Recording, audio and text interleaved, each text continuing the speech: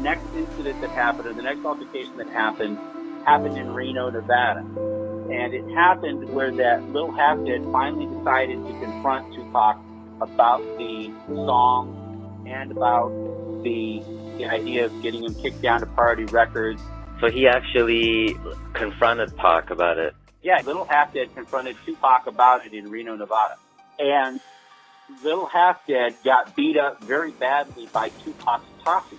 Yeah. Not by Tupac, but by his crew, posse. yeah. Right. So he had a good reason to be pissed at Tupac at that point. Yeah. And they were, sorry to cut you off, and they were in Nevada to film a commercial, is that right? One of the biggest problems I had was that allegedly Halfdead was beat down in Reno. And I could never put Tupac, the Outlaws, and Dogpound in Reno. You know, there was no music videos, there was no stories of Reno other than the confessional. A St. Ides commercial. And the St. Ides commercial was Snoop and Tupac. They went and did it, so lash out and get it glad. Them finally got his own trick, call it Thug Pass. Introducing a special brew made for a sheltered view. I'm thugged out, while Snoop Dogg sipping blue. Wherever you get my brother, and I know you won't know why. I'm telling all my people took them bourbons and then that this new taste is guaranteed to get your own. So dip down or skip down, however you get. Blueberry gets my people, let me know if you're with it. So it hit me like a ton of bricks. They filmed the St. Ides commercial in Reno, and the Dogpound camp was there, and Tupac and the Outlaws were there. Here's the missing link that you're looking for. Those camps were in Reno. Snoop Dogg, Tupac and the Outlaws, the whole Blood side, and the Crip side. Shortly after that, Halfdead was shipped off to Priority Records. And once I found out about that Reno incident, that was the missing link that made me a believer. Just ask why and try not to die as I take you through a ghetto nigga's lullaby. Don't cry, just ask why and try not to die as I take you through a ghetto nigga's lullaby. A 7 deuce full of niggas goes by. Thought I was tripping the second time they rolled by.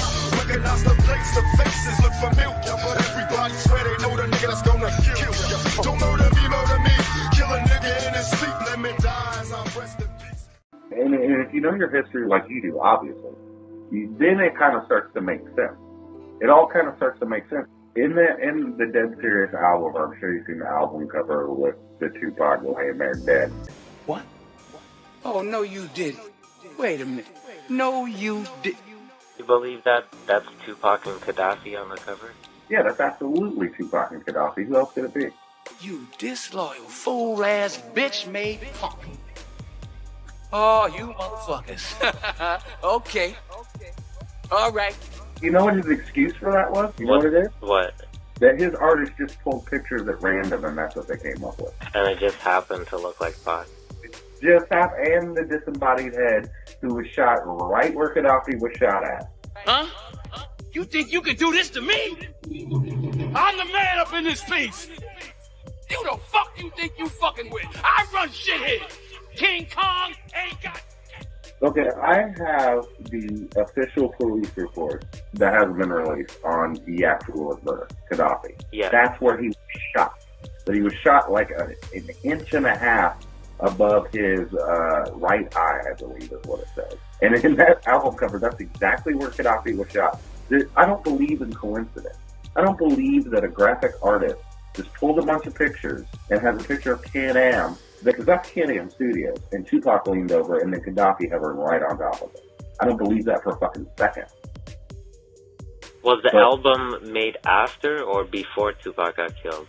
That album kit was made in 2015. Huh. Like 2 years ago, he put that out. He's alive and well. His name is Donald Smith. I know Halfdead's been interviewed by A&E, and he pretty much, he's like, I don't know nothing about nothing. It appears that I've been marked for death. My heartless breath, the underlying cause of my arrest. My life is stressed and no rest, forever weary. My eyes stay teary for all the brothers that I buried in the cemetery. Shit is scary, I'm black on black crime, legendary. But at times unnecessary, I'm getting worried. Teardrops and closed caskets. The 3 strikes law is drastic and certain death for us ghetto bastards. What can we do when we're arrested? But open fire. Life in the pen ain't for me, cause I'd rather die. But don't cry through your despair. I wonder if the Lord still cares for us niggas on welfare. And who cares if we survive? The only time he notice a nigga is when he's clutching on the 4-5.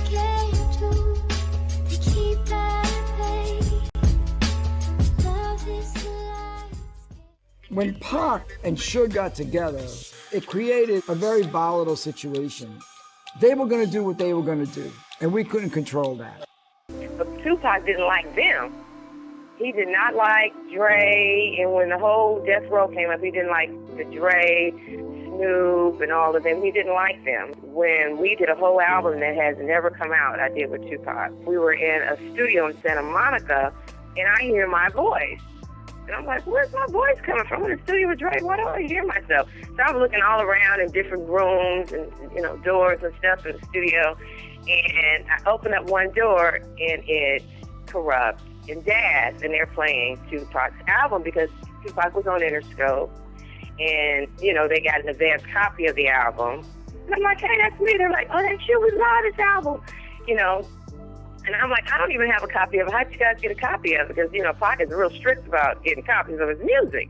And they said, oh, Tony Abner gave it to us, and told us to check out Pac's new stuff. And I was like, wow, okay. So the next time I saw Pac, I said, hey, why can't I get a copy from Tony Abner? Daz and Corrupt has a copy. And he's like, what? He went back and he scrapped the whole album. Sure did. He was like, I can't stand them, and then shortly afterwards, and this is just what he said, now, I don't know, and I hope Snoop and them don't get mad, but this is the honest to God truth. He said they stole stuff from him, like, he was doing Israel for the Nizzle or something like that, and got my money on my mind and my mind on my money, whatever that little slogan is or whatever, a whole bunch of little things that was on that album, he accused them of stealing it. And that made him very, very bitter when Snoop's album came out, the first album.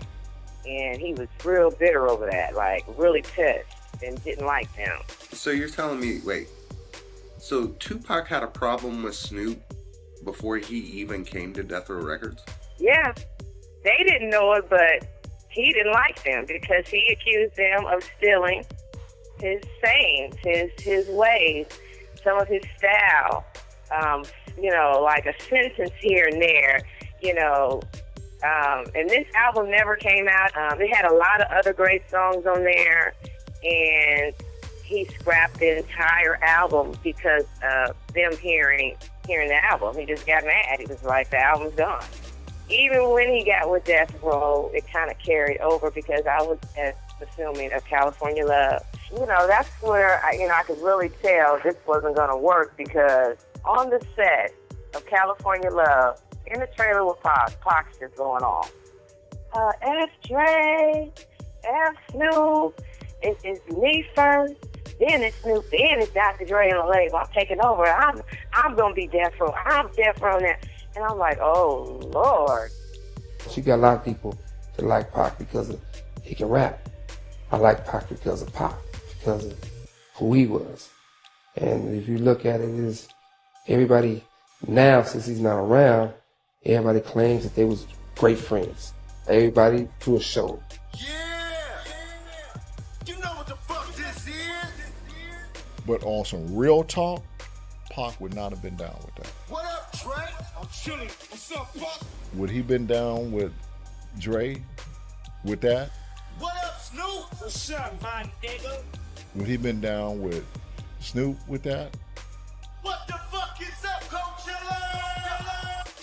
Well, shit. Straight honest. He wasn't down with what had happened with Snoop and with Dre in his life before he got killed. You know that.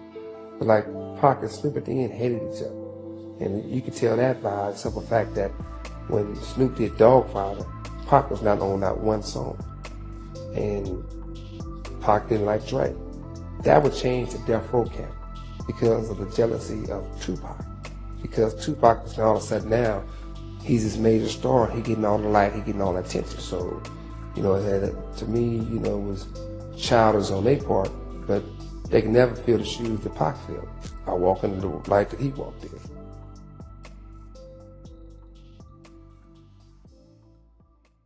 Ooh,